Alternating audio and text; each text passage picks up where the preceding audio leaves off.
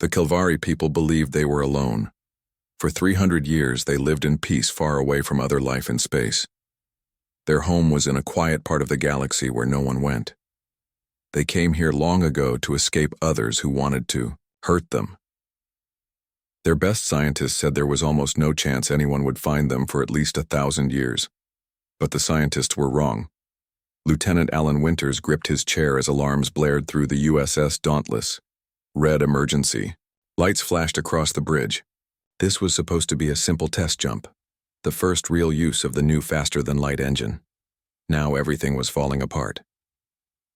"Drive status," he shouted over the noise. Engineer Nina Lopez looked up from her station, face pale in the red. "Right. The quantum field is unstable. We exited jump too early and in the wrong place." "Where exactly are we?" Alan asked, trying to keep his voice steady.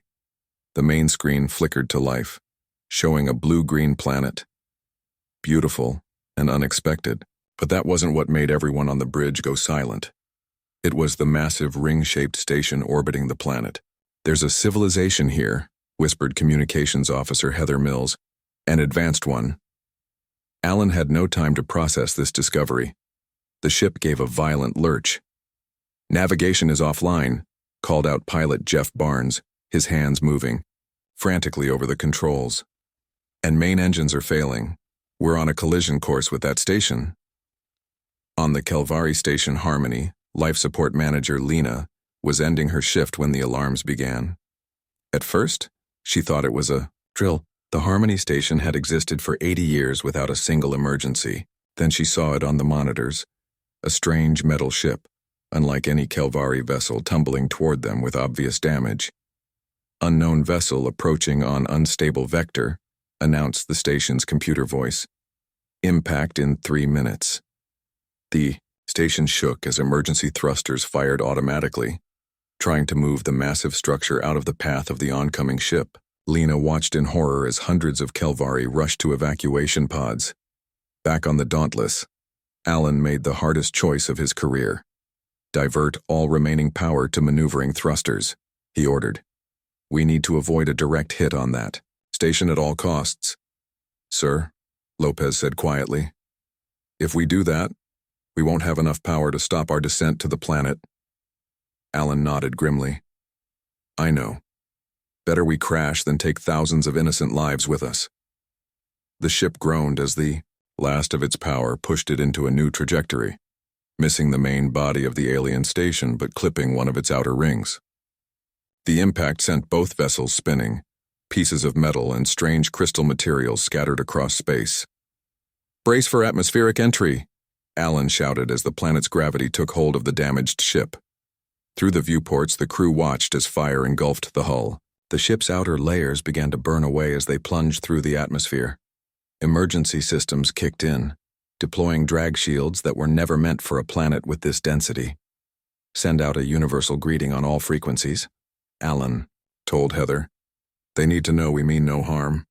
Heather worked quickly despite the violent shaking of the ship, broadcasting in all standard protocols and mathematical sequences. On the planet below, the Kelvari people looked up at their burning sky in terror and wonder. Never in their recorded history had they seen such a sight. 2 flaming objects falling from the heavens. One was clearly part of their own space station. The other was something entirely unknown.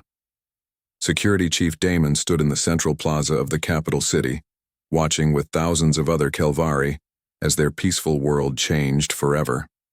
The emergency sirens, tested regularly but never used, now wailed across the city. "Evacuate the projected impact zones," he ordered into his communicator. "All medical teams on standby. Science Division, prepare for possible contamination protocols."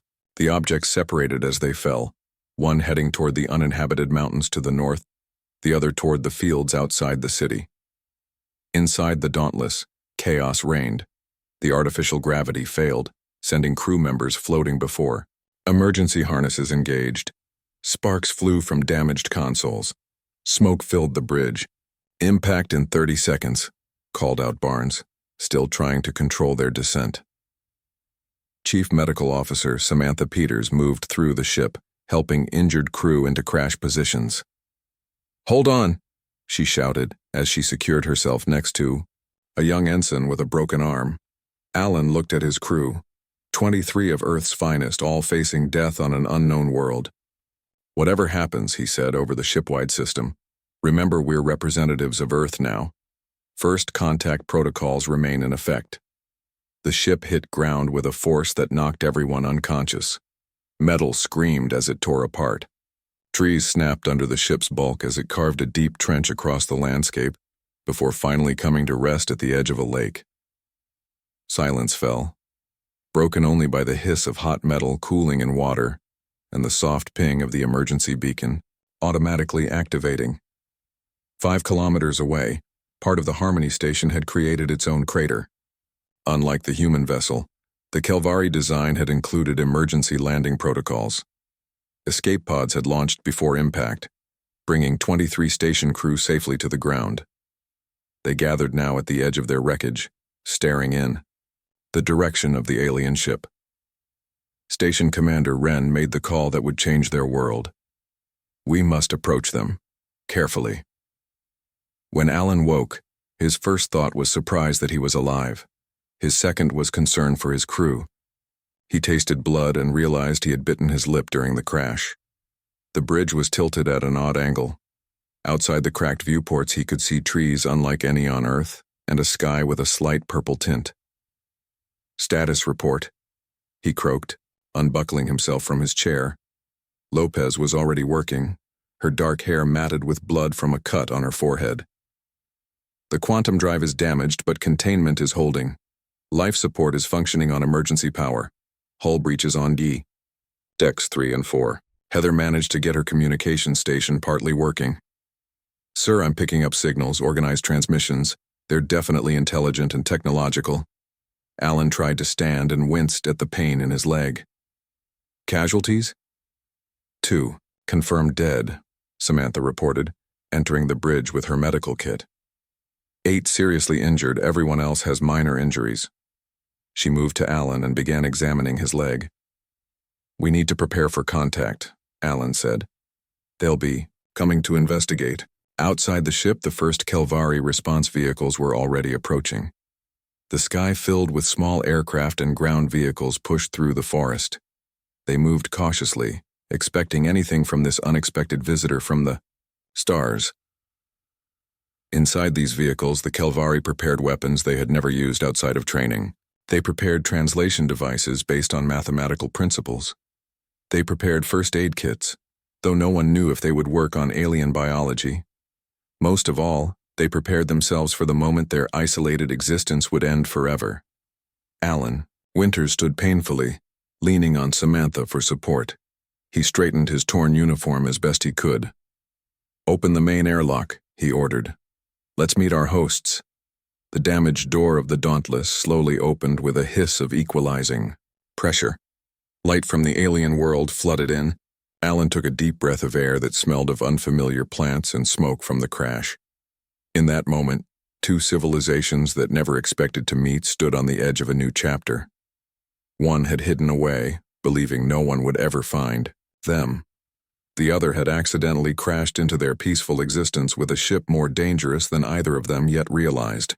Security Director Nima led the Kelvari response team toward the crashed alien ship. She had trained for emergency situations all her life, but never for this. No one had. The Kelvari had hidden themselves away from the galaxy for so long that the idea of meeting aliens existed only in their stories and games. "Approach with caution," she told her team through their communication devices. "No threatening moves. Remember your training." None of them had actual training for this situation. They were making it up as they went along. The alien ship was larger than Nima expected. Its metal hull was bent and broken in many places. Smoke rose from deep gashes in its side. Strange markings covered its surface. Symbols the Kelvari had never seen before. Most alarming were the parts that looked like weapons. This was not just a ship for traveling space. It was built for fighting. Inside the Dauntless, Lieutenant Winters prepared to meet the aliens. He stood at the airlock with Communications Officer Heather Mills and Chief Medical Officer Samantha Peters. The rest of the able crew worked to secure the ship and care for the injured. Remember, Alan said, we follow first contact protocol. No sudden movements. Keep your hands visible. Try to appear friendly but respectful. The universal translator is running, Heather said, holding up a small device, but it will take time to learn their language. Samantha checked her medical kit one last time. I hope they don't have allergies to humans.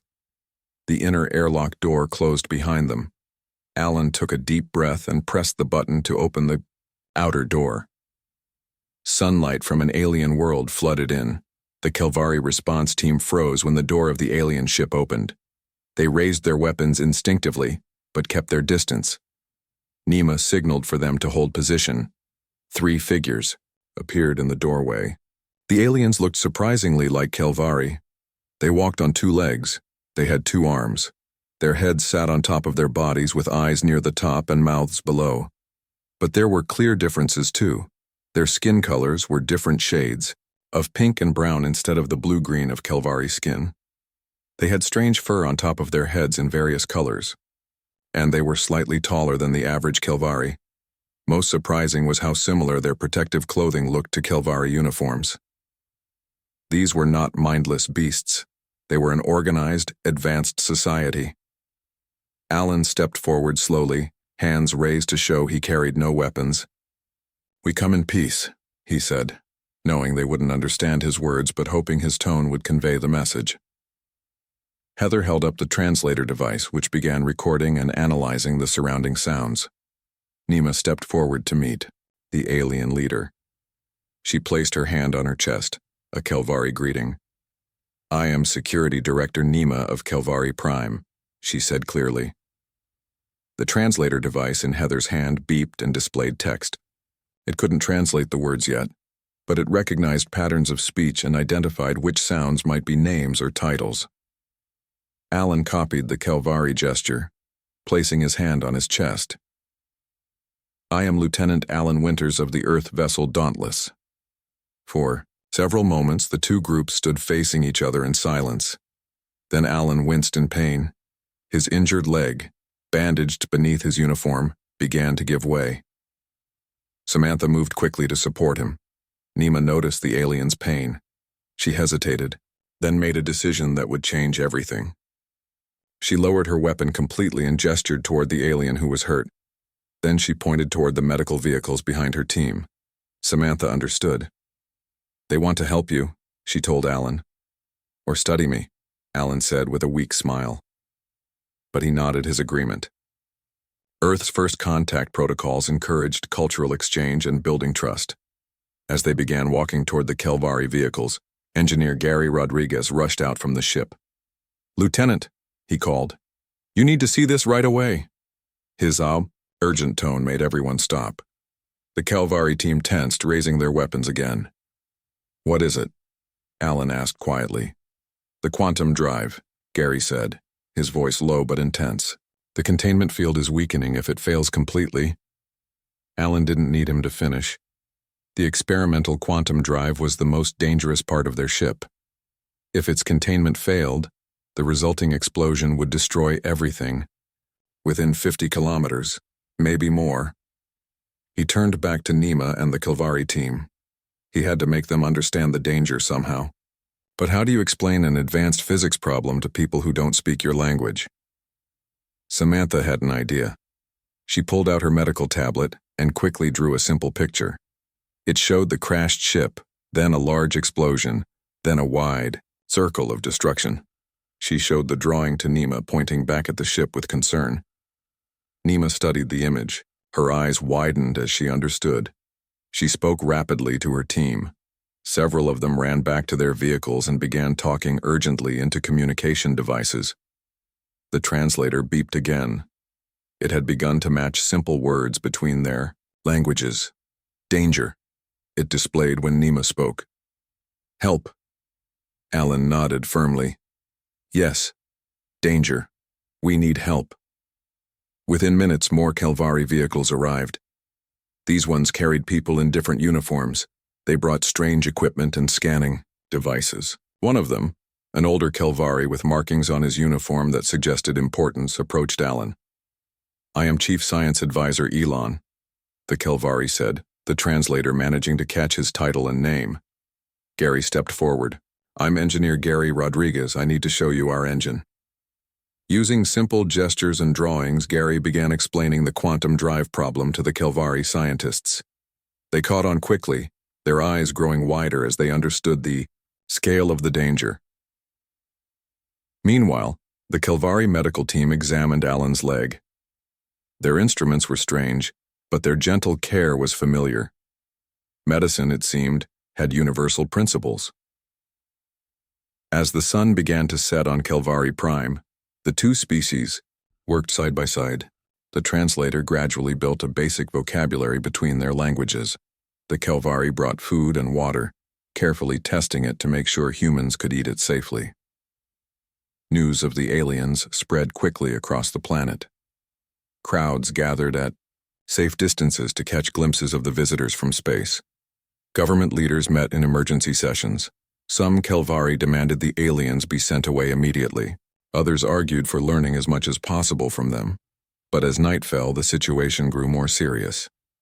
Gary and the Kelvari scientists determined that the quantum drive's containment field was degrading faster than expected. They needed better equipment and more help. We must move your dangerous device to our main science facility, Elon told Alan, the translator now working well enough for basic conversation. Alan looked at his damaged ship, then at the concerned faces of the Kelvari. These people had not asked for humans to crash into their world. They had not asked for the threat now facing them. Yet they were offering help instead of running away. Yes, he agreed. Let's move it together. As they prepared for the dangerous task of removing the quantum drive, alarm signals began blaring from the Kelvari vehicles. Everyone stopped and looked up. On the horizon, a new light appeared in the evening sky. Something large was entering the atmosphere. Something that was neither human nor Kelvari. The day of surprises was not over yet. Everyone stared at the new light in the sky. It grew larger as it came closer to the planet. What is that? Alan asked, looking at the worried faces of the Kelvari. Nima shook her head. Not ours. The translator device made her words clear now. It had learned enough of both languages to help them talk. Chief Science Advisor Elon studied the readings on his device. It's big. Much bigger than your ship. Gary Rodriguez pointed to the crashed Dauntless. We need to move the quantum drive. Now. If that new ship is hostile, we can't leave a bomb sitting here. Alan nodded and turned to Nima. Can your people help us remove our engine? It's the dangerous part. Nima quickly gave orders to her team. The Kelvari brought in a large transport vehicle with a flat bed. Engineers from both species worked together to open the damaged hull of the Dauntless wider. The quantum drive sat in the center of the ship, a cylinder about the size of a small car. Strange blue light pulsed inside it, getting brighter and dimmer in an uneven pattern. That's not good, Gary said, pointing to the pulsing light. The containment field is failing faster now. Elon scanned the drive with Kelvari instruments. This technology is very advanced. How does it work? Gary tried to explain with simple words and drawings. It creates a bubble of special space around the ship. This lets us move faster than light. The Kelvari scientists looked amazed. We have theories about such travel, Elon said, but no working engine. As they talked, Captain Laura Bennett regained consciousness in the Kelvari medical facility in the city. Her head hurt and she felt confused. The last thing she remembered was giving orders on the bridge of the Dauntless before the crash. A Kelvari doctor noticed she was awake. Be calm, the doctor said through a translator device. You are safe. Laura tried to sit up. Who are you? Where am I? I am Dr. Vera. You are in Central Medical Facility, Kelvari Prime. Kelvari Prime? That's the name of your planet? The doctor nodded. Yes, your ship crashed here 6 hours ago. Laura's training kicked in. My crew, are they okay? Most have minor injuries. 2 did not survive the crash. I am sorry. Laura closed her eyes for a moment, feeling the weight of those lost lives. Then she focused on her duty. I need to speak with your leaders, and I need to rejoin my crew. Back at the crash site, the work to remove the quantum drive continued. The Kelvari brought special tools to cut through the ship's hull safely. Human and Kelvari engineers worked side by side, showing each other how their tools worked. Above them, the new object in the sky grew closer. It moved slowly, as if studying the planet below. Heather Mills adjusted her communication equipment to scan for signals from the new arrival. I'm picking up transmissions from that ship, she told Alan. But they're not in any language I recognize, and they're not responding to our standard greeting. Alan looked up with concern. Keep trying. We need to know if they're friendly. The Kelvari government was in emergency session. Leaders argued about what to do. Some wanted to prepare for war against both human and unknown visitors. Others believed working with the humans was their best chance. The debate grew heated. The humans brought this danger to us, said one minister. Their ship is a weapon. But they are helping us now, replied another. And they know more about space travel than we do. The debate stopped when a message came from their long-range sensors. The unknown ship has deployed smaller vessels. They are heading toward the human crash site. In the Kelvari city, regular people watched the news with fear and wonder. Their peaceful, hidden world had changed forever in one day. Now they faced not one, but two alien species. Many packed bags and left for the countryside, afraid of what might happen next. Back at the crash site, the quantum drive was finally free from the ship. Kelvari equipment had lifted it onto their transport vehicle. Gary and the Kelvari scientists worked to stabilize the containment field with temporary fixes. We need to get this to your main science facility, Gary told Elon. It's getting more unstable by the minute, Elon nodded. The transport is ready, but we must be careful. If the field fails during transport, he didn't need to finish. Everyone understood the danger. As they prepared to leave, Samantha Peters came running from the medical area they had set up. Lieutenant, look at the scanner. She handed Alan a Kelvari medical device. On its screen, he could see several small objects moving quickly toward their location. Incoming vessels, Alan said. How long until they get here? Minutes, Heather said, still monitoring communications. And they're not answering any messages. Nima made a quick decision. Half my team stays here to meet these new arrivals. The rest goes with the dangerous engine to protect it, Alan agreed. Gary, go with the quantum drive. Heather, keep trying to communicate with the new ships. Samantha, prepare for possible casualties. He looked at Nima. I'll stay with you to meet whoever's coming. The transport vehicle left quickly, carrying the quantum drive and several engineers from both species. As it disappeared down the road toward the city, the small vessels from the unknown ship became visible in the sky. There were 5 of them, shaped like dark triangles. They moved with perfect precision. Get ready, Alan told the remaining humans, and Kelvari. But don't make threatening moves. We don't know what they want. The 5 vessels landed in a circle around the crash site. For a long moment, nothing happened. Then doors opened on each vessel. Strange creatures emerged.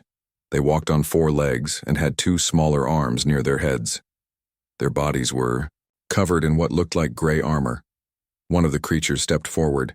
It made clicking and humming sounds. The translator device tried to analyze these new sounds but couldn't make sense of them yet. Alan stepped forward to meet the creature. His hands open to show he had no weapons. We come in peace, he said, just as he had done with the Kelvari. The creature studied him, then looked at the crashed Dauntless. It made more clicking sounds and pointed to the ship. I think it's asking about our ship, Heather said quietly. The creature then pointed to the direction where the transport had gone with the quantum drive. It made sharp, rapid clicks. Nima tensed. It knows about the engine. The translator beeped, having found some pattern in the clicks and hums. It displayed a single word, give. Alan looked at Nima, then back at the creature. I think they want our quantum drive. The creature stepped closer, repeating the same sound. The translator confirmed, give. In the city, The transport carrying the quantum drive arrived at the Kelvari science facility. Gary and Elon rushed the dangerous engine inside. Teams of scientists were waiting. The containment field is at 30%, Gary said, checking the readings. We have less than 2 hours before complete failure. Elon led him to a large laboratory. We will do everything we can to help. As they set up equipment, Captain Bennett arrived. She still looked weak, but was determined to help. Tell me what's happening, she ordered Gary. Gary explained quickly about the drive's failing containment and the new alien ships. If the containment fails, the explosion will destroy this city and much more. And if these new aliens get it? Laura asked. Based on the technology I've seen in our ship, Gary said, they could turn it into a weapon more powerful than anything Earth has ever built. Laura looked at the pulsing blue light of the quantum drive. Then we have to make sure neither of those things happens. Back at the crash site, the situation was getting tense. More of the four-legged aliens had emerged from their ships. They carried what looked like weapons. The leader made more clicking sounds. This time, the translator caught more words. Give technology. Now. Alan stood his ground. We cannot give you our drive. It is damaged and dangerous. The alien leader seemed to understand. It made a sharp gesture, and the others raised their weapons. Nima stepped forward, her own weapon ready. This is our world. You are not welcome to take things from it. The standoff grew more tense with each passing second. Both humans and Kelvari knew they were outnumbered by these new aliens, but they also knew they couldn't let them get the quantum drive. In the science facility, Gary had an idea. What if we don't try to fix the containment field? What if we use its failure? Elon looked confused. You want it to explode? Not exactly, Gary said, his mind racing with calculations. What if we could control how it fails? Direct the energy? Laura caught on to his thinking. Turn our problem into a solution. As scientists from both species began working on this new plan, the sky above the city lit up with flashes of light. The main ship of the new aliens was moving closer. Time was running out for everyone on Kelvari Prime. The leader of the four-legged aliens grew impatient. It made sharp, angry clicking sounds and pointed its weapon directly at Alan. Last warning, the translator device said. Give technology or die. Alan stood his ground. If you kill us, you'll never get the drive to work. It's damaged. Only our engineer knows how to fix it. This was partly true.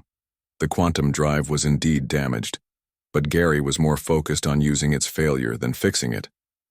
The alien seemed to consider this. It lowered its weapon slightly and made a different series of clicks. Take to drive location, the translator said. Nima looked at Alan with concern. If these aliens reach the science facility, they might take the quantum drive by force. There were too many civilians in the city to risk a battle there. Alan had a different idea. The drive is not in the city, he lied. It's being taken to a remote facility in the mountains. The alien studied Alan's face, as if trying to determine if he was telling the truth. Then it pointed to one of its ships and made more clicking sounds. You go. Showay, the translator said. At the science facility, Gary, Captain Bennett, and the Kelvari scientists worked frantically. The quantum drive's containment field was now down to 20%. Blue light pulsed more rapidly from within the cylinder. If we modify these power couplings, Gary explained, drawing a diagram for the Kelvari scientists, we can direct the energy release in a specific direction rather than letting it explode outward in all directions. Elon nodded with understanding. Like a weapon. More like a pulse, Gary said. It would create a bubble of subspace that could envelop the alien mothership. And then what? Laura asked. Gary hesitated. Honestly, I'm not sure. In theory, it could send the ship far away through subspace. Or it could destroy it. Or nothing. Might happen. Laura looked at the failing drive. We don't have many options, let's do it. The Kelvari government was tracking all three groups of aliens now. They watched as one of the small triangle ships flew away from the crash site with 2 humans aboard, Alan and Heather. The ship was heading west, away from the city. The other triangle ships followed. "They've bought us time," the Kelvari leader said. "We must use it wisely." She ordered all available scientists to help at the science facility. Then she made a difficult decision. "Begin evacuation of the city, quietly. We cannot risk panic." In the triangle ship, Alan and Heather sat uncomfortably across from the alien leader. The inside of the ship was strange. The controls looked organic rather than mechanical. The air smelled like metal and something sweet. Heather kept the translator, working, trying to learn more of the alien language. "I think I know who they are," she whispered to Alan. Based on the ship design and their appearance, they matched descriptions of a species called the Mzek in our database. "What do we know about them?" Alan asked quietly. "Not much. They're known to attack isolated colonies and steal technology." The Mzek leader watched them closely. It seemed to understand they were talking about it. It made a single clicking sound and pointed at itself. "Craig," the translator said. "I think that's its name," Heather said. Alan nodded to the alien. "Craig." Then he pointed to himself. "Alan." He pointed to Heather. "Heather." Craig made what might have been a sound of acknowledgement. Then it pointed out the window at the Kelvari landscape below. The ship was flying over forests and hills, heading toward mountains in the distance. "Where drive?" the translator said. Alan pointed vaguely toward the tallest mountains. "There. Hidden facility." At the science facility, the modified quantum drive was ready. Gary had turned it into something new, a directed pulse weapon. The Kelvari had provided parts and tools he had never seen before. Together they had created something neither species could have built alone. "We need to get this to a launch platform," Gary explained. "Somewhere with a clear view of the alien mothership." Elon pointed to a map. "Our orbital communication tower. It's the highest point in the city with equipment that could help aim the device." Laura nodded. "Let's move it there." Carefully. Outside, the evacuation was proceeding quietly. People took only what they could carry and moved to safe zones away from the city. Some were afraid. Others were curious about the aliens. But all followed orders. In the mountains, the Mzek ship landed in a clearing. Krug and 2 other Mzek exited, weapons ready. They looked around, seeing nothing but trees and rocks. "Where facility?" Craig clicked. Alan pointed to a rock formation nearby. "Hidden entrance there." This was another lie to buy more time. As the Mzek moved toward the rocks, Heather whispered to Alan, "What's the plan? There's nothing here." "Keep them searching as long as possible," Alan replied. "Give Gary and the others time to work." Craig reached the rocks and found nothing. It turned back to Alan, weapon raised, clicking angrily. "No lie," Alan said quickly. "Hidden well. Special technology." He pretended to look for something on the ground as if searching for a hidden switch or panel. The Mzek watched suspiciously. In the city, Gary and the Kelvari engineers carefully loaded the modified quantum drive onto a transport vehicle. Its containment field was below 15% now. The blue pulsing light was almost constant. "We have less than an hour," Gary told Laura. The transport moved quickly through the emptying streets toward the communication tower. Above them, the Mzek mothership had moved closer. It now hung directly over the city, its dark mass blocking the sun and casting a giant shadow. Nima had remained at the crash site with a small team. They watched as the other 3 Mzek ships continued to search the area. One of her team members approached with news. "Our sensors detect more ships leaving the mothership," he said. "They're heading toward the science facility. I think they found out where the drive really is." Nima grabbed her communication device. "I need to warn the city."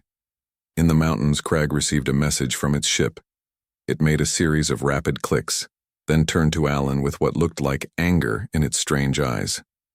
"Lie," the translator said. "Drive in city." Alan knew their deception was discovered. He stepped back, pulling Heather behind him. "We needed to protect the drive. It's dangerous."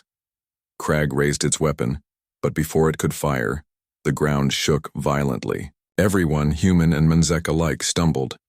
A low rumble filled the air. "Earthquake?" Heather asked. Alan looked toward the city in the distance. A strange glow was forming around the Munzek mothership. The sky seemed to ripple like water. "They've activated the drive," he said. At the top of the communication tower, Gary and Laura watched as their modified quantum drive fired a beam of blue energy directly at the Mzek mothership. The beam struck the giant ship and spread across its surface, like liquid light. "It's working!" Gary shouted over the roar of energy. The mothership began to distort, its edges becoming blurry. A bubble of warped space formed around it, growing larger and brighter.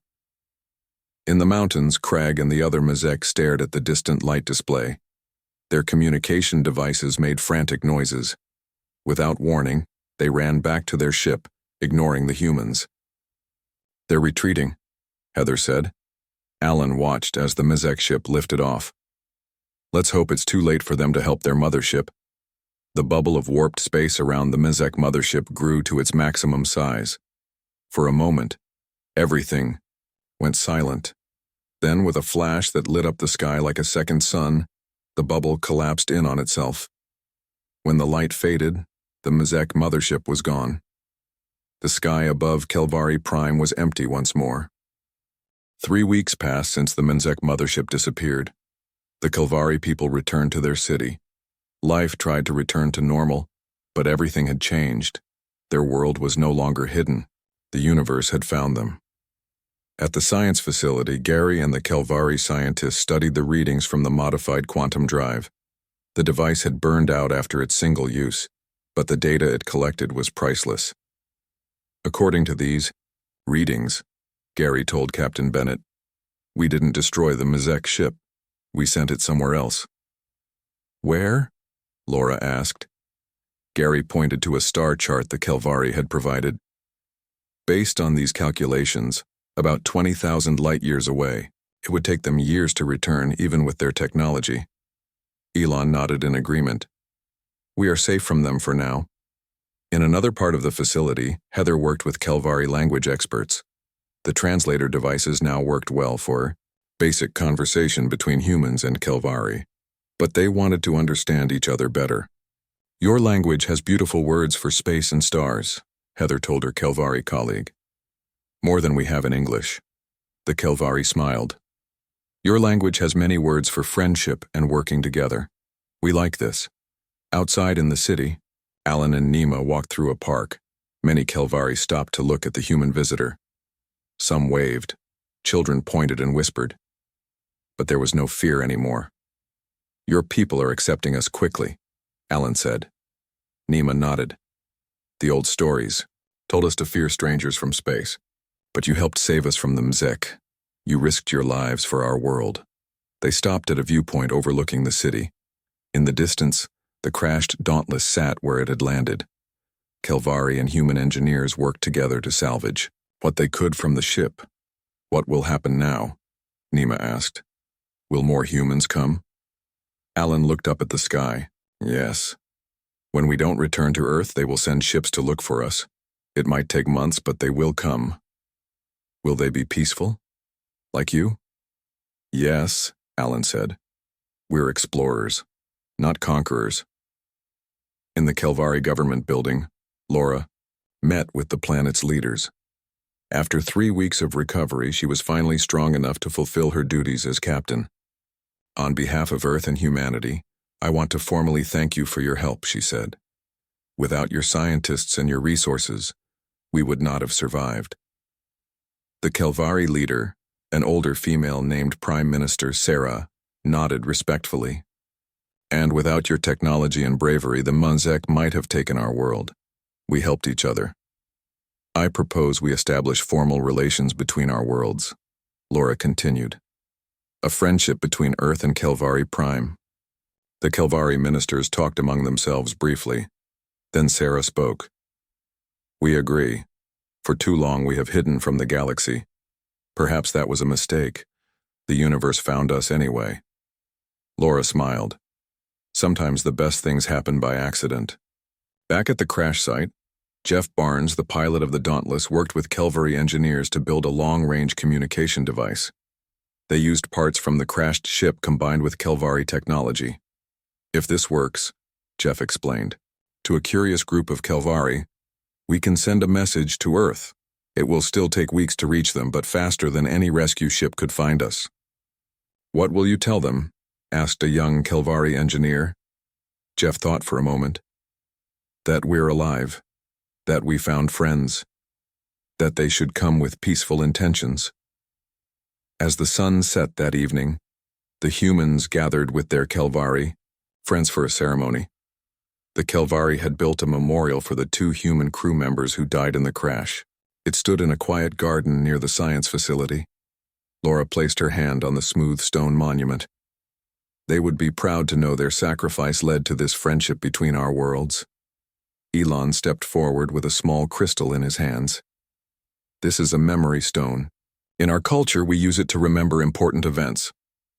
He placed it beside the monument. Your arrival will always be remembered on Kelvari Prime. After the ceremony, Gary showed the Kelvari scientists his latest project. Using what they had learned from the quantum drive incident, they had designed something new. It's a communication system based on quantum principles, he explained. If it works, we could talk to Earth almost instantly, despite the distance. The Kelvari scientists looked at his designs with excitement. We can help build this, one said. Our crystal technology would make it more stable. 6 months later, a new ship appeared in the sky above Kelvari Prime. Unlike the violent arrival of the Dauntless, this ship came slowly and peacefully. It sent messages ahead of its arrival in both human and Kelvari languages. The USS Explorer had come to find the lost crew of the Dauntless. What they found instead was something no one on Earth had expected, a new alliance. Alan, Laura, and the rest of the crew stood with their Kelvari friends in the central plaza of the city. They watched as the new ship landed gently on a platform specially built for it. Are you ready to go home? Nima asked Alan. He looked around at the Kelvari world that had become their temporary home. Yes, but this isn't the end. It's just the beginning. The door of the Explorer opened. Captain Frank Miller stepped out, his eyes wide as he took in the scene before him. Humans and aliens standing side by side as friends. Laura stepped forward to greet him. Captain Miller, welcome to Kelvari Prime. Let me introduce you to our hosts and allies. As the formal introductions began, Heather and her Kelvari language partner stood to the side, recording everything for the historical archives of both worlds. When they thought no one would come, we crashed into their world with our dangerous ship, Heather said softly, and in trying to fix what went wrong, we all found something that went very right. 1 week later, most of the Dauntless crew prepared to board the Explorer for the journey home. But not all would leave. Gary had asked permission to stay and continue working with the Kelvari scientists. Heather, too, would remain as the first official human ambassador to Kelvari Prime, and 2 Kelvari, including Nima, would travel to Earth as the first of their kind to visit humanity's homeworld. As the Explorer lifted off, carrying stories of friendship and alliance back to Earth, the Kelvari looked to the stars with new eyes. They had hidden from the galaxy, believing isolation would keep them safe. Instead, they found that connection, even when it arrived by accident in a dangerous ship, had made them stronger. The universe was vast and full of threats like the Mazek, but it also contained friends they had not yet met. Both humans and Kelvari now looked to the future, not with fear but with hope and wonder at what they would discover together.